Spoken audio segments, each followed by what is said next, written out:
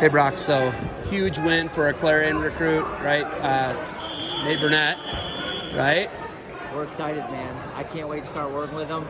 The Burnett's doing well in blue and gold and the Clarion singlet. It's family tradition, so we're looking to keep that rolling these next few years. So his dad, Eric, was an All-American for you guys with Kurt Angle in 92, I want to say.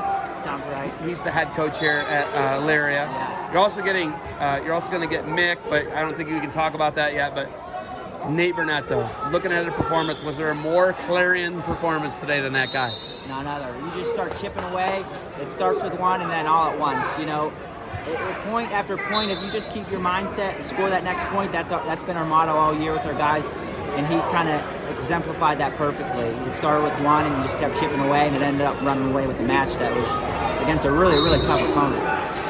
Great culture for the Clarion Golden Eagles this year. The pin gong's going, man. It's going crazy. It's great, man. It's great. Really put it on Ohio U as a MAC opponent in a great duel. You guys put together a great match. They're a great team. It wasn't really close, and OU's tough. Did you see what Ohio U did to WVU? Yeah, we knew coming in. We saw their performance at Navy. We knew it was going to be a tough match, and the guys knew it. But like, what's separating us from years in the past is it's a team.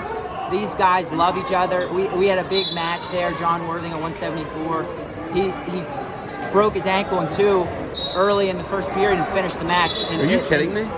It was just from pure love for the team. These guys, I've never seen a group of young men so connected, and everyone's just fighting for something way bigger than themselves. And that's how you see, you know, a guy like Brent Moore coming out and doing a crazy move.